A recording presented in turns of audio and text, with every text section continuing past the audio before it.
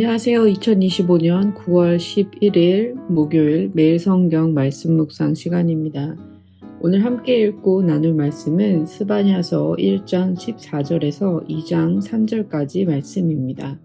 새 번역으로 읽겠습니다. 주님께서 심판하실 그 무서운 날이 다가온다. 득달같이 다가온다. 들어라, 주님의 날에 부르짖는 저 비탄의 소리, 용사가 기운을 잃고 부르짖는 저 절규. 그날은 주님께서 분노하시는 날이다. 환난과 고통을 겪는 날, 무너지고 부서지는 날, 캄캄하고 어두운 날, 먹구름과 어두움이 뒤덮이는 날이다. 나팔이 울리는 날, 전쟁의 함성이 터지는 날, 견고한 성읍이 무너지는 날, 높이 솟은 망대가 무너지는 날이다. 내가 사람들을 괴롭힐 것이니 그들은 눈먼 사람처럼 더듬거릴 것이다. 이것은 그들이 나 주에게 죄를 지은 탓이다. 그들의 피가 물처럼 흐르고 시체가 우물처럼 널릴 것이다. 사람들이 가지고 있는 은과 금이 그들을 건질 수 없다. 주님께서 분노하시는 날 주님의 불같은 질투가 온 땅을 활활 태울 것이다. 땅에 사는 모든 사람을 눈 깜짝할 사이에 없애실 것이다. 함께 모여라, 함께 모여라. 창피한 줄도 모르는 백성아.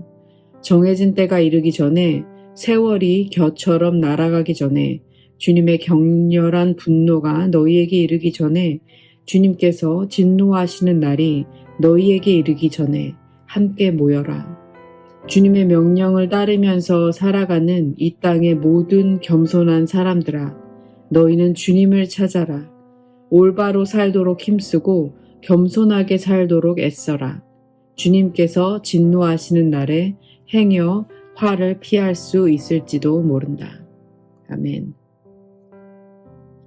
오늘은 스바냐서 1장 14절에서 2장 3절까지의 말씀을 함께 묵상하겠습니다.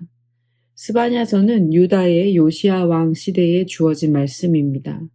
당시 유다는 겉으로는 종교개혁의 분위기를 맞이하고 있었지만 백성들의 마음은 여전히 하나님께 돌아오지 않은 상황이었습니다.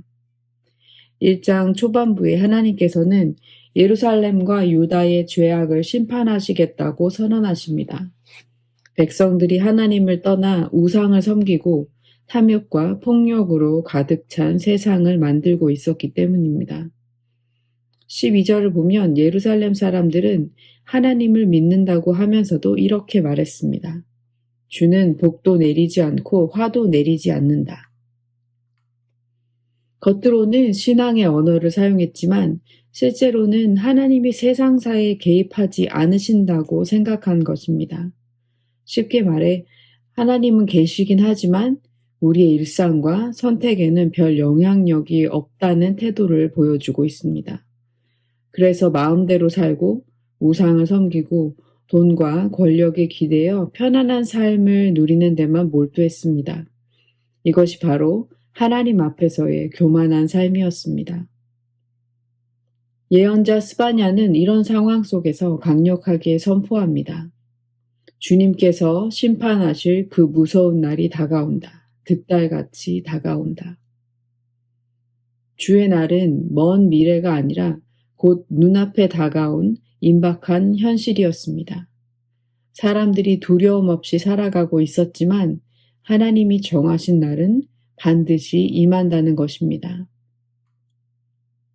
15절 말씀에는 그날은 주님께서 분노하시는 날이다. 환난과 고통을 겪는 날, 무너지고 부서지는 날, 캄캄하고 어두운 날, 먹구름과 어둠이 뒤덮이는 날이다 라고 기록합니다.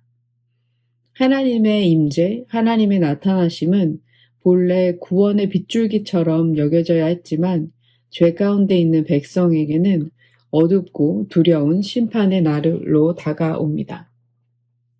16절 말씀입니다. 나팔이 울리는 날, 전쟁의 함성이 터지는 날, 견고한 성읍이 무너지는 날, 높이 솟은 망대가 무너지는 날이다. 예언자 스바냐는 주님의 날을 전쟁처럼 묘사합니다. 나팔 소리가 전쟁의 경고를 알립니다. 사람들은 자신들의 성읍과 망대가 견고하여 자신들을 지켜줄 것이라고 굳건하게 믿었지만 그 모든 인공적 안전장치는 하나님의 심판 앞에서 무너지고 말 것입니다. 오늘날로 말하면 재정, 학력, 직장, 사회적 지위 같은 우리가 의지하는 인생의 안전장치들이 결코 우리를 구원해 줄 수 없다는 말씀과 같습니다. 17절의 말씀은 더 놀랍습니다. 그들은 눈먼 사람처럼 더듬거릴 것이다. 이것은 그들이 나 주에게 죄를 지은 탓이다. 그들의 피가 물처럼 흐르고 시체가 오물처럼 널릴 것이다. 이 구절은 신명기 28장의 언약 저주를 떠올리게 합니다. 하나님과의 언약을 어긴 백성은 영적 눈이 멀어 귀를 잃고 결국 존귀와 생명을 잃게 될 것입니다. 값없이 버려지는 참혹한 현실이 다가올 것이라는 경고인 것입니다. 이것이 하나님을 무시하고 자기 뜻대로 살던 결과입니다. 18절에서는 사람들이 가지고 있는 은과 금이 그들을 건질 수 없다고 말합니다. 사람들이 가장 의지하던 재물마저 아무런 소용이 없게 되었습니다. 그것이 세상에서 아무리 막강한 힘을 가진 것처럼 보일지라도 하나님 앞에서는 무력할 뿐입니다. 하나님은 질투하시는 하나님, 곧 언약 백성의 마음을 온전히 원하시는 분이십니다. 하지만 하나님의 말씀은 심판으로만 끝나지 않습니다. 2장에 들어서면 하나님은 백성에게 마지막 기회를 주십니다. 함께 모여라, 함께 모여라, 창피한 줄도 모르는 백성아 라고 이렇게 부르십니다. 여전히 창피한 줄도 수치스러운 것인 것조차 알지 못하는 백성이지만 하나님은 그들을 여전히 부르십니다. 정해진 때가 이르기 전에, 세월이 겨처럼 날아가기 전에, 주님의 격렬한 분노가 너희에게 이르기 전에, 주님께서 진노하시는 날이 너희에게 이르기 전에 함께 모여라. 이전의 말씀인데요. 곡식을 까부를 때 쭉정이가 바람에 날아가듯 회개의 기회는 잠시 머물다 곧 사라진다는 것을 표현하는 말씀입니다. 늦기 전에 어서 하나님께로 돌아와야 한다는 것이죠. 그래서 스바냐는 이렇게 권면합니다. 3절 말씀입니다. 주님의 명령을 따르면서 살아가는 이 땅의 모든 겸손한 사람들아, 너희는 주님을 찾아라. 올바로 살도록 힘쓰고 겸손하게 살도록 애써라. 주님께서 진노하시는 날에 행여 화를 피할 수 있을지도 모른다. 이 구절에서 겸손한 사람들은 자기 스스로의 힘이 아니라 하나님을 의지하는 사람들을 뜻합니다. 그들은 정의와 겸손으로 살아가며 오직 하나님만 붙듭니다. 하나님은 그런 자들을 숨겨주시고 보호하십니다. 그리고 이 부름은 신약에서도 반복적으로 나타납니다. 침례 요한과 예수님 그리고 사도들이 회개하고 주께로 돌아오라고 외친 메시지와도 연결된다고 할 수 있습니다. 오늘 이 말씀은 우리에게 참 많은 질문을 던집니다. 나는 무엇을 붙잡고 살아가고 있습니까? 혹시 은행에 적은 밸런스, 주식 계좌, 안정적인 직장과 사회적 지위 등 하나님 외에 기댈 수 있는 다른 안전장치에 더 의지하고 있지는 않습니까? 우리 교회와 공동체는 무엇을 의지하고 있습니까? 하나님 외에 다른 무엇이 또는 다른 누군가가 우리의 신앙을 더 나아지게 한다거나 지켜줄 수 있다고 착각하고 있지는 않습니까? 주의 날은 단순히 두려움의 날이 아니라 회개하는 자에게는 은혜와 피할 길을 주시는 날임을 믿습니다.